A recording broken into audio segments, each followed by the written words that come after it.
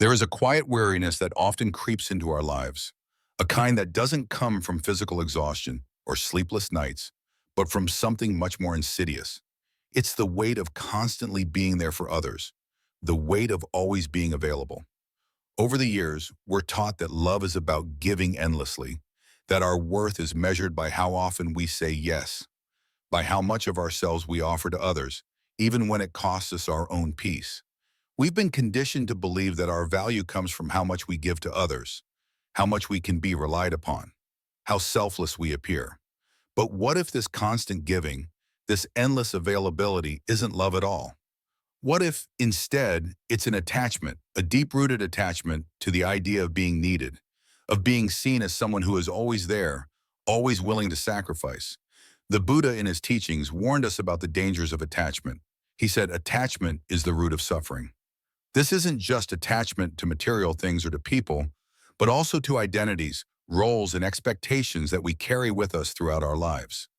The identity we cling to as the one who is always there for others, the one who never says no, the one who is constantly sacrificing their time, energy, and peace.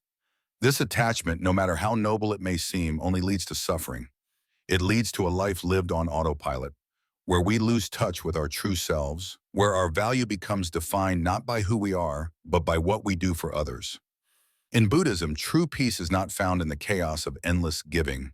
It's found in stillness, in mindfulness, in learning to quiet the storm of emotions that constantly pull at us.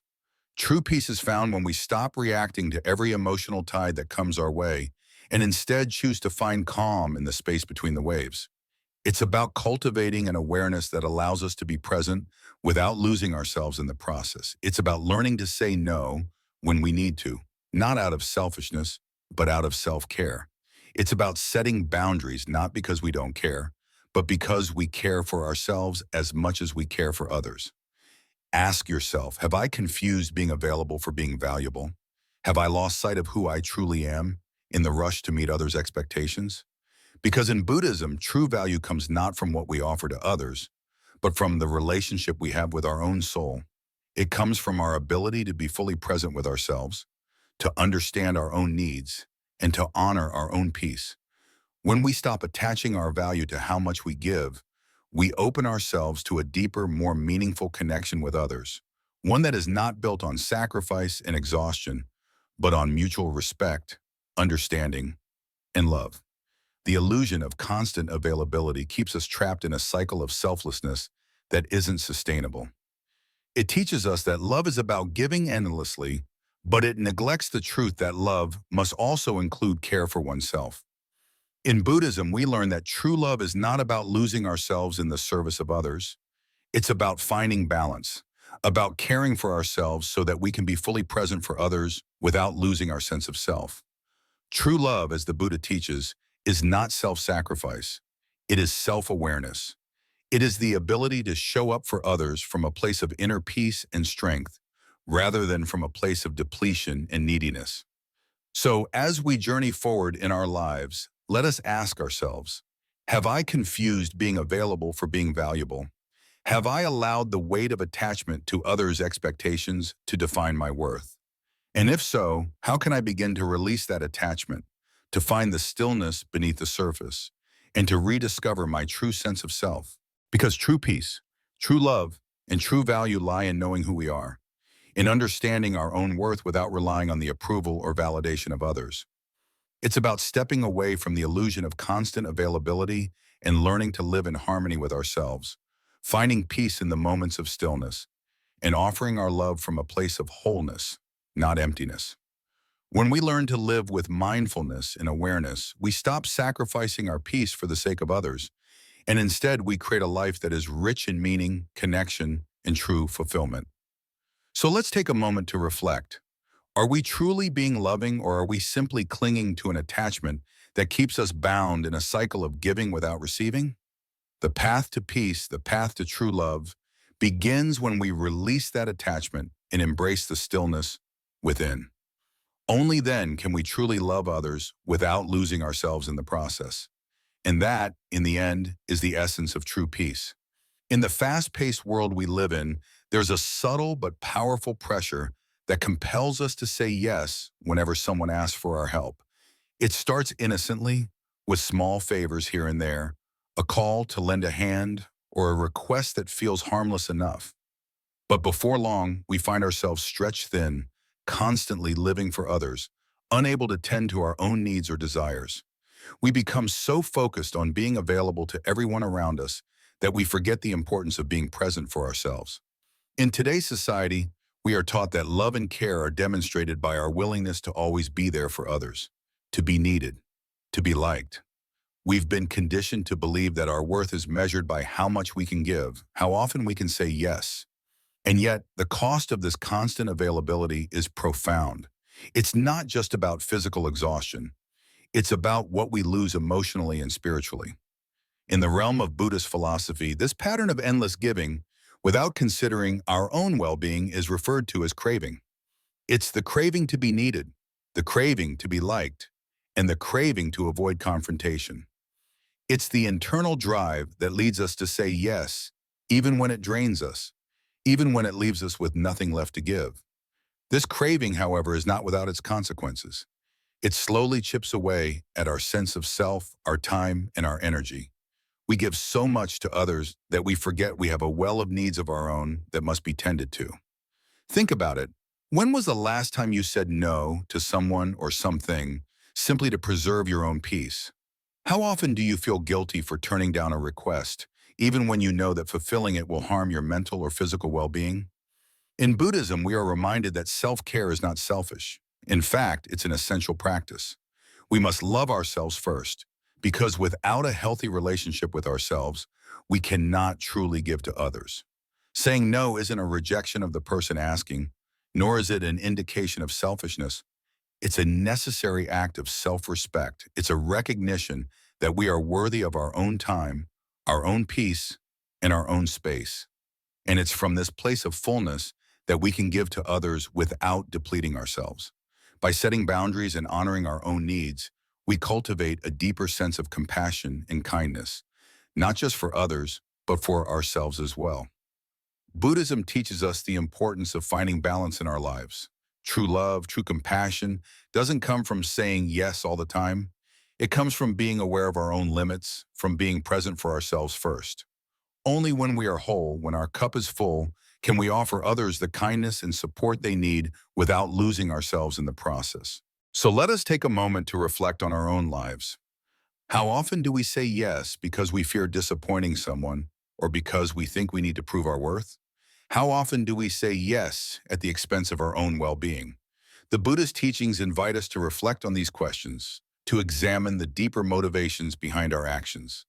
Are we giving because we genuinely want to, or are we giving because we are afraid of not being needed? To practice mindfulness and self-compassion is to honor our own needs, to understand that we are worthy of time, rest, and peace. It's not about shutting others out, but rather about making sure that we have something to give before we give it away. True generosity comes from a place of abundance, not depletion. It's a balance between caring for others and caring for ourselves. So next time you find yourself overwhelmed with requests, take a moment to pause. Reflect on your own needs and boundaries. Saying no is not a failure. It's a step towards preserving your peace and ensuring that when you do say yes, it's from a place of love and strength, not obligation. And remember, in the Buddha's words, you yourself, as much as anybody in the entire universe, deserve your love and affection. By loving ourselves first, we open the door to true, lasting love for others. Let us embrace the wisdom of Buddhism and take the first step towards a life that values self-respect, balance, and mindfulness. The next time you feel the urge to say yes, pause and ask yourself, is this in alignment with my needs? Am I saying yes because I want to or because I feel I have to? And when the answer is clear, trust yourself enough to say no, knowing that it's an act of love, both for yourself and for those you care about. In the Buddhist tradition, there is an invaluable wisdom in the art of withdrawal, not out of frustration, but from a quiet understanding that our energy is sacred. The concept of noble silence exemplifies this. It is not a silence born from indifference or neglect, but a conscious choice to step away from the noise of the world. This act of retreat isn't a sign of weakness. Rather, it's a sign of strength and profound wisdom. When we withdraw, we are not running from life, but creating the necessary space to reconnect with our deeper truth. In our modern world, we are constantly told that being available, responding immediately, and being on call for everyone around us is a sign of love and commitment. We're often conditioned to believe that our worth is tied to our availability, to how much we can give. Yet this unending stream of availability can deplete us, leaving us feeling fragmented, disconnected, and exhausted. Buddhism teaches us that this kind of attachment to being needed, to being constantly available, leads to suffering. It's not in our availability that our true worth lies, but in our ability to pause, to step back, and to protect our own inner peace. The Buddha in his teachings encourages us to cultivate a quality of stillness that allows us to observe the world without becoming entangled in every emotional pull. Like a rock standing firm in the midst of a storm, we too are invited to be unshaken by praise or blame. This unshakable steadiness is not born from apathy, but from a deep inner knowing that true strength comes from within. When we stop reacting to every provocation, we free ourselves from the endless cycle of emotional turbulence. True strength doesn't lie in reacting quickly to everything around us, but in knowing when to pause, when to step back, and when to protect our peace. This concept is central to Buddhist practice, the idea of right effort, where we choose to conserve our energy and use it wisely. When we withdraw from situations that threaten our peace, we open ourselves to clarity. In that silence, we find a deeper understanding of ourselves and the world around us. We begin to ask important questions. Are the people around us truly connected to our hearts, or are they only connected to our availability? Are we only being valued because we are always there, ready to serve, ready to respond, or do we offer something deeper, something rooted in presence, not just in action? When we choose to withdraw, we return to ourselves. It is not a retreat into isolation, but a conscious decision to restore our inner balance. It is a return to our own stillness, to the peace that resides within, untouched by the fluctuations of the external world. In that stillness, we gain insight into where our energy is being drained, where our peace is being disturbed, and where boundaries are needed. Without the noise of constant availability, we are able to see more clearly. We recognize the areas of our lives where we are giving too much, where we are overcommitting, and where we need to assert our right to rest, to be still, and to heal. Buddhism teaches us that true peace comes from within, and that it is only through quieting the external noise that we can hear the still, small voice of our inner wisdom. When we cease reacting to every emotional disturbance and begin to practice noble silence, we allow the truth of our relationships to emerge. Are we giving because we are genuinely able to, or are we giving because we feel obliged to? In withdrawing, we create space for this truth to rise, for clarity to emerge about our own needs, and for peace to enter our hearts. The power of withdrawal is not in avoidance, but in the mindful decision to safeguard our energy. This practice allows us to cultivate a space where our relationships are grounded not in obligation, but in love, understanding, and mutual respect. We begin to see that peace doesn't come from doing more, being more, or giving more. It comes from being still, being present with ourselves, and knowing when to step back to maintain that peace. It is in this quiet retreat, in this noble silence, that we find the clarity we need to build healthier boundaries, to protect our energy, and to nourish our relationships. In Buddhism, this act of withdrawal is a return to our most authentic self, untainted by external demands. It is a return to the stillness that is always present, just waiting for us to reconnect with it. When we practice noble silence, we return to a state of balance, where we can give from a place of fullness rather than emptiness. We can love and support others, but we must first love and support ourselves. Only from a place of inner peace can we offer the world our best. This is the profound power of withdrawal, a power that creates space for clarity, a power that restores balance, and a power that allows us to remain steady in the face of life's storms. It is in this quiet retreat that we find the true strength to live authentically, to protect our peace, and to engage with the world from a place of profound wisdom and compassion. By stepping back, we allow ourselves the freedom to truly see, to truly feel, and to truly be.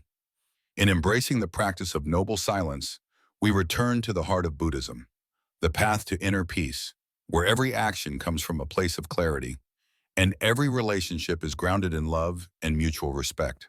In Buddhism, setting boundaries is seen not as an act of exclusion, but as an essential practice of compassion and wisdom. It is often misunderstood as selfishness or rejection, yet the true essence of boundaries is far more profound. Imagine a garden. If you never set boundaries around it, the weeds will take over, and the flowers that represent your inner peace, your values, and your self-worth will wither. Boundaries are not walls, they are protective barriers that allow us to cultivate peace within our hearts. The Buddha teaches us that true compassion starts with ourselves. In fact, he said, if your compassion does not include yourself, it is incomplete. This profound statement invites us to reflect on the necessity of self-care. We often give and give until we are depleted, trying to meet the demands and expectations of others. But in doing so, we forget that true compassion flows from a place of balance, a place where we honor both ourselves and others.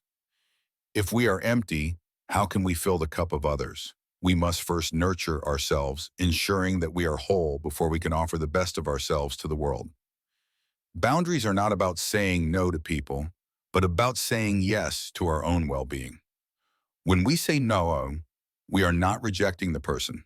We are simply acknowledging our limits and honoring what we hold sacred. The Buddha offers us a powerful teaching on this subject.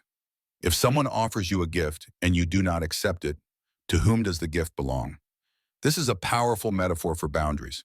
When we do not accept the burdens or expectations of others that do not align with our own values or capacities, those burdens remain with them where they belong.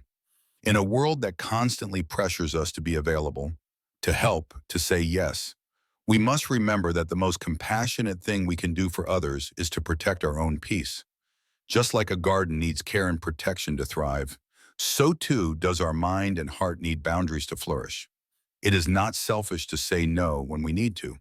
It is an act of deep self-respect and love. When we set a boundary with clarity and compassion, we not only protect our peace, but we also offer others the opportunity to respect our space and grow in their own way. Boundaries give both parties the freedom to be their authentic selves, without the fear of resentment or burnout. They allow us to engage with others in a way that is healthy, sustainable, and nurturing. The Buddha also reminds us that boundaries are not meant to isolate us. They are meant to create space for wisdom, growth, and deeper connections. Imagine a wise, old tree with deep roots. It stands strong because it knows where its roots end and the world around it begins. It doesn't bend to every gust of wind. It simply stands firm, offering shelter and strength to those who seek it, but only when they approach with respect. In our relationships, whether with family, friends, or colleagues, we must learn to set boundaries not out of fear or anger, but out of wisdom and self-respect. The no we say is not born from a place of bitterness. It is born from love, a love that is grounded in self-awareness. To love others well, we must first love ourselves. This is the true essence of compassion. The Buddha teaches us that when we are centered, when we are whole, we can extend love freely and generously without fear of depletion. Setting boundaries is an act of courage. It requires the strength to honor our own needs, to stand firm in our convictions, and to say no when we need to. It means having the wisdom to understand that our peace is sacred, and it is not to be compromised for the sake of pleasing others. When we say no with clarity, we create space for a more authentic connection, one that is built on mutual respect, understanding, and care. Next time someone asks something of you that feels too much, take a moment, breathe, feel the ground beneath you, and ask yourself if this request aligns with your values, your energy, and your peace. It is okay to say no. In fact, it is an act of love, an act of honoring your own soul and protecting your inner sanctuary. By honoring ourselves, we also honor others, for we give them the gift of knowing our true boundaries and understanding where our energy flows. In the teachings of the Buddha, it is said that peace comes not from the absence of challenges, but from the ability to respond to those challenges with wisdom and balance. Setting boundaries is a crucial aspect of this practice. It is a practice that allows us to move through the world with greater ease, grace, and authenticity, offering our best selves to others while remaining true to our inner peace. So remember, boundaries are not about rejection. They are about honoring what is sacred within us. When we protect our peace, we protect the peace of the world around us. In this way, we not only find our own happiness, but we also create the conditions for others to find theirs. This is the true path of compassion in Buddhism, the path of honoring our own soul, our own peace, and our own truth.